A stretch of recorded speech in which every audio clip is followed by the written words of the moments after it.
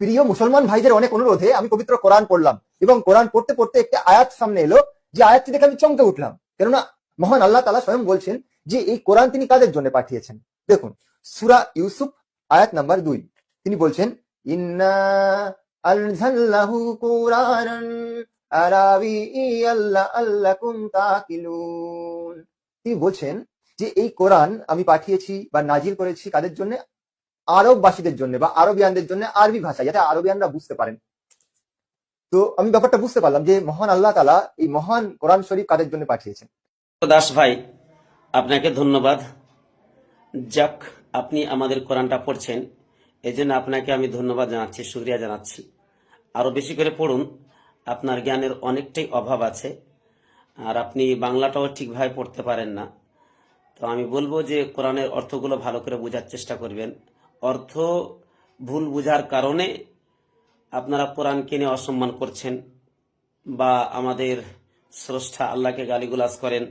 যেমন ওয়াসিম সরকার কোরআন কিনে কটু মন্তব্য করলো, একমাত্র ভুল বোঝার কারণে। কি বলা হয়েছে চলেন দেখি। সূরা ইউসুফের 2 নম্বর আয়াতে আল্লাহ তাআলা বলছেন, ইন্না আনজালনাহু কুরআনান আরাবিয়্যান লাআল্লাকুম তাকিলুন। আল্লাহ তাআলা বলছেন ইন্না মানে নিশ্চয়, ইন্না মানে নিশ্চয়, আনজালনাহু কোরআনা মানে এটাকে আমি কোরআনটাকে অবতীর্ণ করেছি আরবিয়ান আরবি ভাষাতে। তাহলে কোরআনকে আরবি ভাষাতে অবতীর্ণ করেছি, আরববাসীর জন্য নয়। লাআল্লাকুম তাকিলুন, যাতে করে তোমরা বুঝতে পারো। তাহলে সমগ্র পৃথিবীবাসীর জন্য আল্লাহ তাআলা কোরআনকে অবতীর্ণ করেছেন আরবি ভাষাতে।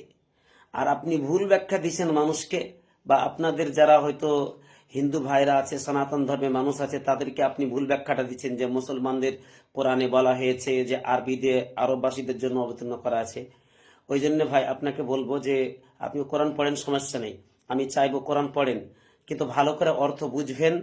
আর না বুঝতে পারলে আলেমদের শরণাপন্ন হবেন, যারা কোরআন ভালো বুঝে আপনাদেরই মধ্যে, তাদের কাছ থেকে একটু বোঝার চেষ্টা করবেন।